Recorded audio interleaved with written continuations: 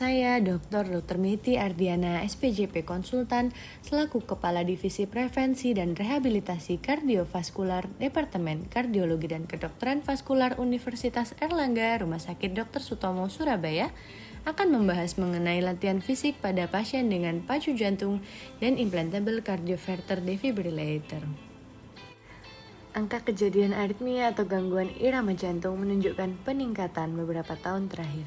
Alat pacu jantung atau pacemaker dan implantable cardioverter defibrillator atau ICD terbukti dapat mengobati gangguan irama jantung dan mencegah resiko terjadinya kematian jantung mendadak. Pasien dengan alat pacu jantung atau ICD menambah kerumitan pada saat melakukan rehabilitasi jantung, sehingga pemahaman tentang bagaimana perangkat tersebut berfungsi dan pertimbangan beberapa parameter yang telah direncanakan sebelum uji latih dan program latihan akan mengurangi kemungkinan komplikasi yang terjadi. Pacemaker atau alat pacu jantung adalah suatu alat yang berfungsi untuk mengembalikan denyut jantung optimal baik pada saat istirahat maupun aktivitas. Pacemaker juga dapat mensinkronisasi pengisian dan kontraksi atrium dan ventrikel pada saat terdapat abnormalitas irama jantung. Terdapat beberapa indikasi pemasangan alat pacu jantung atau pacemaker, antara lain adanya 1. Six-Sinus Syndrome dengan bradikardi simptomatik, 2. Total atrioventricular block, dan terakhir AV block derajat tinggi pasca infak miokard. Berdasarkan jenisnya, pacemaker dibagi menjadi beberapa jenis, antara lain rate responsive pacemaker, yaitu pacemaker yang diprogram dapat meningkatkan atau menurunkan denyut jantung sesuai dengan tingkat aktivitas fisik dari pasien. Yang kedua, pacemaker single chamber, yaitu pacemaker dengan satu lead, bisa di right atrium atau right ventricle, umumnya diberikan pada pasien dengan kondisi AF kronis disertai bradikardi yang simptomatik. Dan berikutnya adalah pacemaker double chamber, pacemaker yang memiliki dua lead yang diletakkan di right atrium dan juga right ventricle. Pacemaker ini umumnya dipilih sebagai pacu jantung fisiologis untuk mengembalikan sinkronisasi ruang jantung atas dan bawah. Dan yang terakhir adalah cardiac resynchronized therapy pacemaker atau CRTP. Merupakan pacemaker yang memiliki 3 lead terletak di right atrium, right ventricle, dan sinus coronarius atau myocard ventricle kiri. Umumnya diindikasikan pada pasien dengan gagal jantung disertai adanya suatu LBBB dan kapasitas fungsi jantung yang rendah. Evaluasi pasien menggunakan exercise stress test atau EST dan Holter monitoring baik sebelum maupun sesudah implantasi suatu rate responsive pacemaker direkomendasikan untuk pemilihan dan pemrograman alat agar dapat bekerja secara optimal.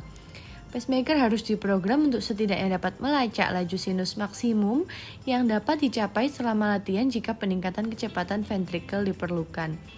Pemilihan protokol latihan yang tepat sangatlah penting karena fokus protokol untuk mengevaluasi sistem rate responsive pacemaker harus berada pada beban kerja yang rendah sekitar 1-5 Mets yang termasuk dalam rentang aktivitas fisik sehari-hari bagi sebagian besar pasien dengan pacemaker.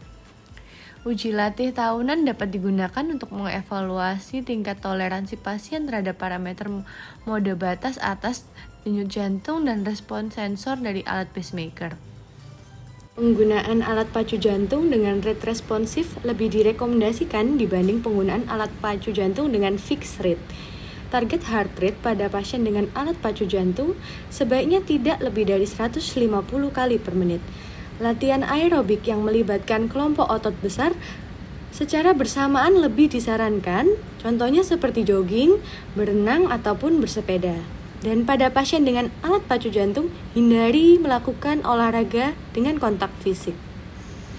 Beberapa masalah juga dapat terjadi pada pasien dengan pacemaker selama uji latih.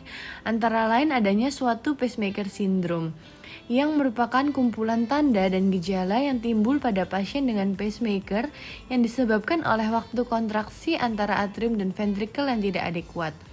Hal ini sering disebabkan karena konduksi ventrikuloatrial secara retrogen yang menyebabkan kontraksi atrium terhadap katup-katup atrioventrikular yang sedang dalam kondisi tertutup.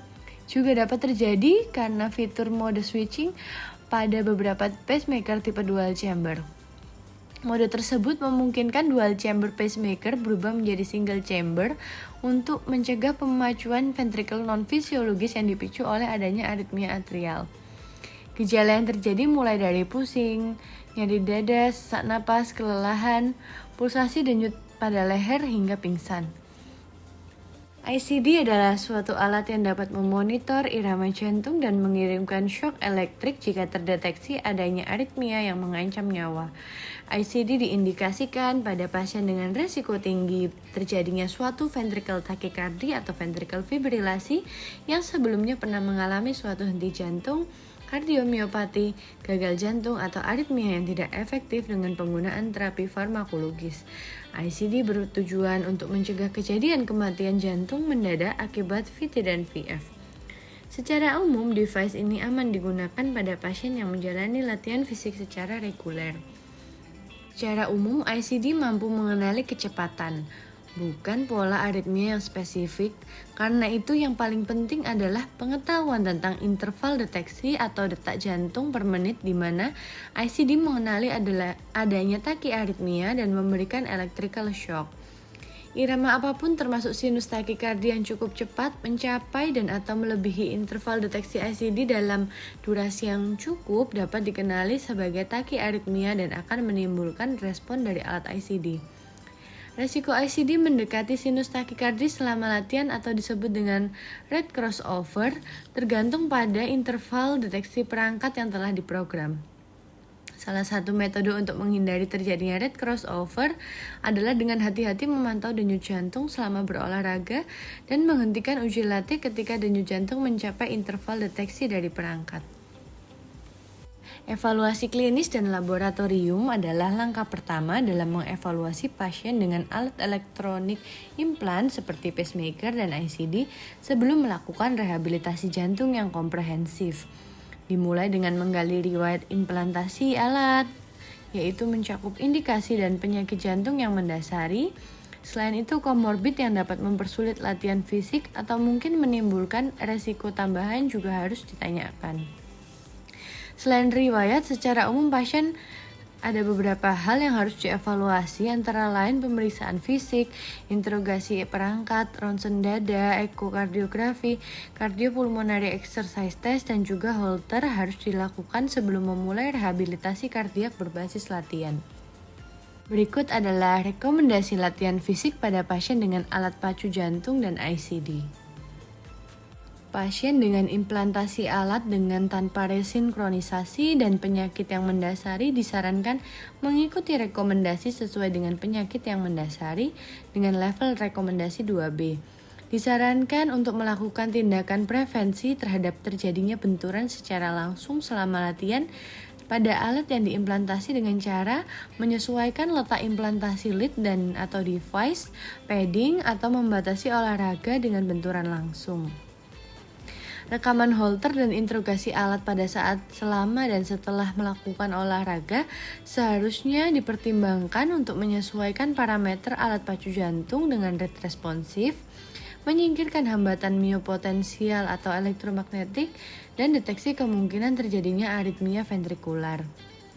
Pengambilan keputusan sebaiknya dilakukan secara bersama dengan mempertimbangkan beberapa faktor individu dengan ICD yang akan menjalani olahraga intensif dan kompetitif. Pembatasan aktivitas olahraga tidak didasarkan karena ICD, tetapi berdasarkan penyakit yang mendasari. Mode program pacu jantung, batas denyut jantung, dan algoritma deteksi irama pada ICD harus didapatkan dari ahli jantung pasien sebelum memulai latihan. Uji latih harus dilakukan untuk mengevaluasi respon irama dan denyut jantung sebelum memulai program latihan fisik dan tidak boleh dimulai pada pasien dengan denyut jantung yang tidak mengalami peningkatan selama uji latih. Pada pasien dengan ICD, denyut jantung maksimal selama uji latih dan latihan fisik harus dijaga 10-15 kali per menit di bawah ambang batas denyut jantung yang terprogram untuk pacu jantung dan defibrilasi. Setelah 24 jam pemasangan device, aktivitas gerak sendi ringan pada ekstremitas atas dapat dilakukan dan dapat bermanfaat untuk mencegah komplikasi sendi lebih lanjut. Untuk menjaga integritas luka bekas operasi dan device, aktivitas fisik berlebihan pada ekstremitas atas seperti berenang, bowling, angkat beban dan golf sebaiknya dihindari selama 3-4 minggu pasca implantasi. Latihan yang tersupervisi secara reguler bermanfaat untuk kelompok pasien ini, terutama pasien dengan riwayat gaya hidup sedentar. Demikian penjelasan latihan fisik pada pasien dengan pacu jantung dan implantable cardioverter defibrillator. Semoga dapat bermanfaat. Terima kasih.